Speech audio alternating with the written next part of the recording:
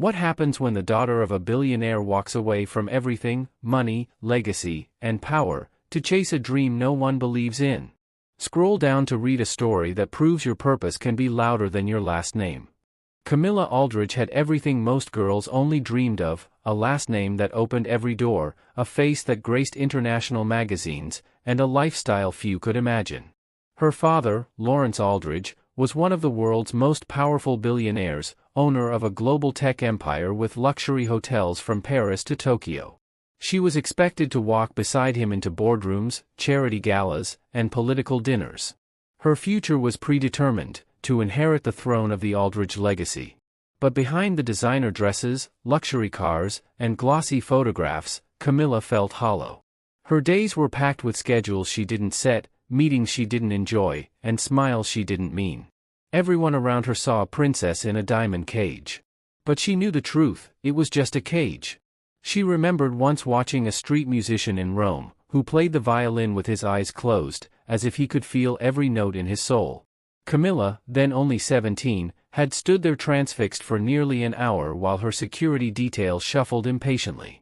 That moment had awakened something, a yearning to live a life not built on power, but on passion. Yet the weight of the Aldridge name was heavy. Her father reminded her often that she was not raised to waste potential. Business school followed boarding school. She graduated top of her class from Yale, not because she loved finance, but because failure was never an option in the Aldridge bloodline. She smiled at cameras, shook hands with presidents, and delivered speeches that were written for her. But at night, in silence, she would paint. Hidden in her penthouse closet was a small canvas stand, oils and brushes bought in secrecy from a local art store. Her hands moved like she was breathing, raw, honest, and messy. Art didn't judge her. It didn't ask her to impress. It simply allowed her to feel. Still, Camilla never imagined actually choosing it. That would be madness, wouldn't it?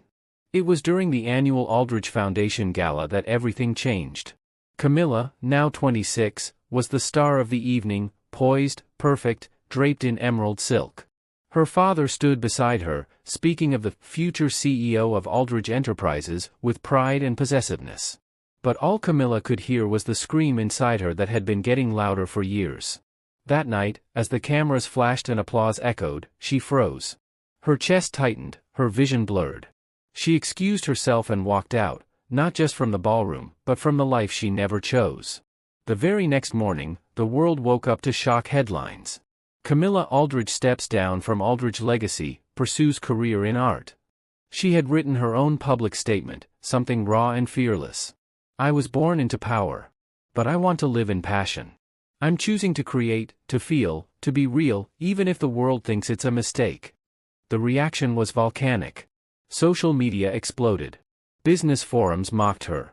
Late-night hosts called it the dumbest decision of the decade. Her father didn't call. He didn't even text. But she knew he was furious. Camilla had rented a small studio apartment in Brooklyn. No staff. No security. No private chef. Just blank walls, a cracked sink, and the sweetest silence she'd ever known. She enrolled in an underground art program using her mother's maiden name, Camilla Rivers, hoping to disappear into the world of color and chaos she always craved. Her former life was behind her. Or so she thought. Camilla expected some backlash. What she didn't expect was how ruthless the world could be when a golden girl chose to step off the pedestal. Within days, her face was everywhere, not as an heiress, but as a cautionary tale. From penthouse to paintbrush, Camilla Aldridge loses her mind? Billionaire's daughter or spoiled rebel? Is this the end of the Aldridge dynasty? Her inbox was filled with interview requests, her phone buzzed with messages from distant relatives, fake friends, and curious journalists. Everyone had something to say, except her father. Lawrence Aldridge, once a doting father in public, gave a press statement colder than ice. "My daughter's decision is personal, and unfortunately, irresponsible. We no longer speak of her in business affairs." Those words hit harder than any headline. Not Camilla, not my daughter, just her. But she refused to go back. Her days in Brooklyn were far from glamorous. The apartment had creaky floors and paper-thin walls. Her hands were often stained with paint, and her bank account was shrinking faster than she'd planned. She took a job at a local art cafe to pay for supplies, sweeping floors, serving coffee, and sometimes washing dishes. For the first time, she met people who didn't care about her last name. There was Levi, a shy sculptor who spoke only through his work, and Noel, a tattoo artist who believed every scar could be turned into beauty. They became her tribe, strange, messy, real people who didn't see her as a tabloid tragedy. Still, nights were hard. Some days she questioned herself. Had she really traded an empire for this? A cramped room, calloused hands, and the scent of turpentine? Worse were the memories, the echo of her father's voice saying, "You were meant for greatness, not garbage." The storm inside her was louder than the one outside. But Camilla painted. Even when her heart trembled. Especially then. One evening, while cleaning up after a gallery event, she overheard two critics discussing her piece, a chaotic mix of gold and gray, titled, "Trapped in Light." "She's talented," one said. "Raw. Like someone who's lived two lives." For the first time in months, Camilla smiled. But the real storm wasn't over. It arrived when a young blogger accidentally uncovered her true identity. Camilla Rivers is Camilla Aldridge, Billionaire's daughter turned artist. The secret was out. Within hours, the media frenzy reignited. Her art was no longer judged for its merit, but for her name. "She's using this as a publicity stunt. She's playing poor for fun. Rich girl tries to buy authenticity." Camilla was devastated. She had tried so hard to build something real. Now, the world twisted it back into scandal. But this time, she didn't run. She walked straight into the next gallery showcase with her head high and a new painting titled, "Let Them Watch." A massive, brutal splash of crimson and black, surrounded by whispers of gold. That night, she sold 3 pieces. Not because she was an Aldridge, but because she made people feel. The storm hadn't broken her. It had made her bolder. Months passed, and the noise slowly faded. The media moved on to newer scandals, fresher faces, and louder controversies. Camilla, however, stayed rooted, not in spotlight, but in purpose. Brooklyn's art community had embraced her, not because of her past, but because of her persistence. She wasn't just the girl who walked away from billions. She was the woman who stayed, when no one believed in her, when even she didn't fully believe in herself. Her work began evolving. No longer driven by pain or rebellion, her brush now danced with something new, power. Not the kind she grew up with, silent boardroom deals and controlling silence, but the kind that comes from finding your voice after years of being spoken for. Her signature style became unmistakable. Her paintings were chaotic and clean all at once, like storms paused mid-rage. Gallery owners started calling. First local. Then Manhattan. Then Paris. She refused to sell to buyers who didn't respect her work. When a billionaire art collector tried to purchase a piece, because it would look good in his wine room, she replied, "My art doesn't match wine. It matches wounds." Word spread. She wasn't just another rich girl trying to play artist. She was a force. Her story, the fall, the defiance, the rebuild, had shaped her into something rare, raw truth on canvas.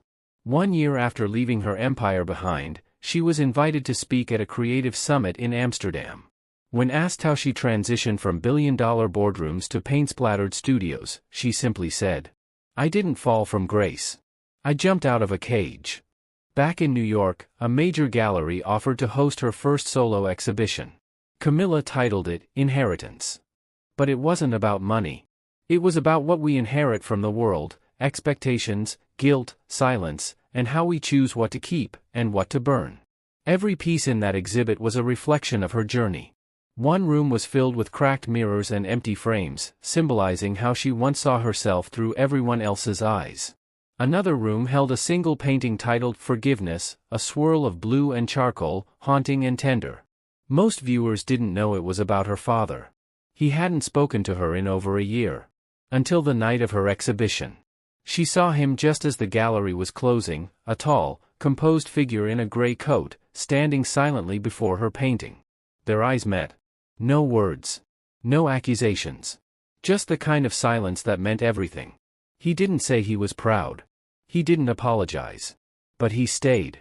And when he left, he whispered, almost under his breath, "Your mother would have loved this." That one line cracked something open in her. Camilla didn't need his validation anymore. But the acknowledgement, the human one, meant more than all the approval in the world. She was no longer the Aldridge daughter. No longer the tabloid rebel. She was Camilla. Artist. Woman. Survivor. The ashes she had risen from weren't made of scandal, they were made of expectations, luxury, pressure, and the kind of love that came with conditions. Now, she was rising, fully, fiercely, and freely. 2 years had passed since Camilla stepped out of the Aldridge spotlight and into her own. The headlines had long gone quiet, replaced by a different kind of attention, one that didn't care for her last name, but for her vision. Her name now stood on its own. Camilla Rivers. An artist whose work sold not because of a legacy, but despite it. She had just finished teaching her first community art class, a passion project for underprivileged youth. Every Saturday, her Brooklyn studio buzzed with laughter, spilled paint, and young minds brimming with creativity. These kids didn't know the world she came from. They only knew the woman who taught them to express themselves with color instead of silence. One afternoon, as she packed up supplies, she found a letter slipped under her door. No signature. No return address. Just her name, written in bold strokes. Inside, a single line. You created something far greater than what you were born into. I see that now. She didn't need a name.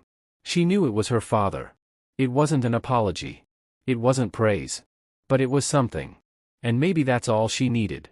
Camilla smiled faintly and tucked the letter into her journal, next to the sketches of her next exhibition, Bloodlines. It would explore the complicated dance of love and legacy, of breaking cycles and building new paths. She wasn't running from her name anymore. She was reshaping it. The final painting of the collection was unlike anything she had ever created. A tall canvas, nearly 7 feet high, filled with soft gold brushstrokes that faded into deep blue. At the center, a small, imperfect heart, cracked, but glowing. She titled it, Home. During the exhibit's opening night, she watched from the corner as strangers stood before the piece. Some cried. Some stared in silence. One young woman whispered to her partner, "It feels like healing." Camilla blinked hard. That was the moment she had waited for. Not the fame. Not the approval. Just this. Her work touching someone else's truth. As the night wore on, an elderly woman approached her quietly. "You're the Aldridge girl, aren't you?" she asked gently. Camilla hesitated, then smiled. "I was." The woman nodded. "Now you're something else entirely. Something stronger." It was in that moment that Camilla realized she had truly come full circle. Not by returning to the old life. Not by seeking revenge or validation. But by becoming someone her younger self would have believed in. The little girl who once stood in Rome, watching a street violinist with tears in her eyes, had grown up, not into an heiress, but into an artist. Not into what the world wanted her to be, but into what her soul needed to become. And maybe that was the most unexpected career choice of all, not art, but freedom. Did Camilla make the right choice, or did she simply choose herself? If her journey inspired you, share this story with someone who's ready to break free from expectations and build their own path.